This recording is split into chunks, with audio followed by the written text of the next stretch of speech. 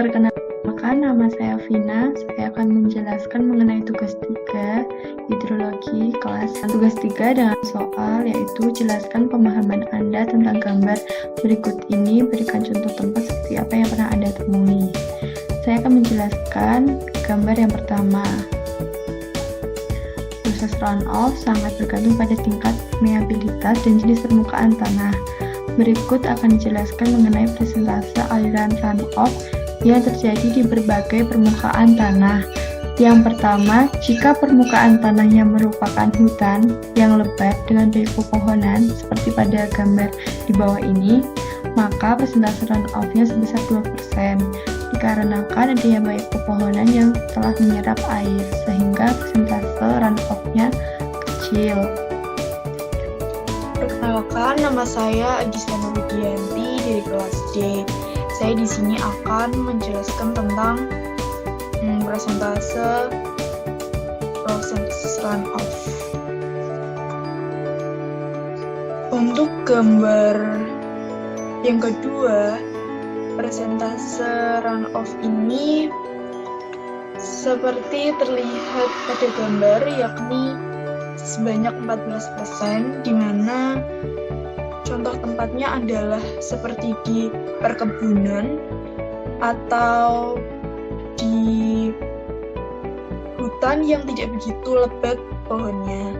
Sedangkan untuk yang ketiga, gambar ketiga, yang persentasenya yakni 73%, contoh tempatnya yakni berada di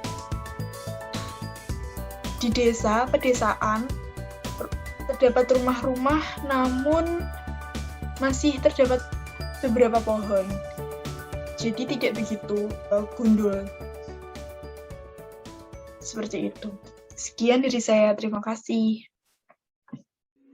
Assalamualaikum warahmatullahi wabarakatuh.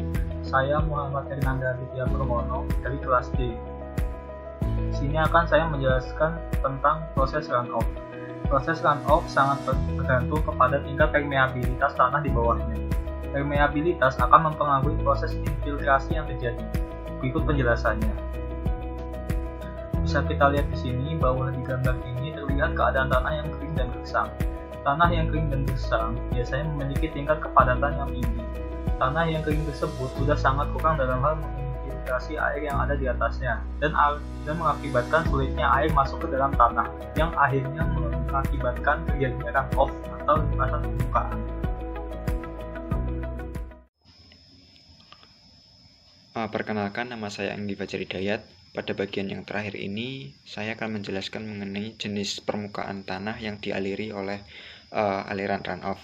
Seperti yang ada pada gambar, yaitu daerah ini namanya concrete atau bitumen surface impervious, yaitu daerah yang dilapisi oleh permukaan beton atau aspal, sehingga untuk aliran runoff-nya untuk persentasenya sangat tinggi sekali, yaitu ada di kisaran 98-100%.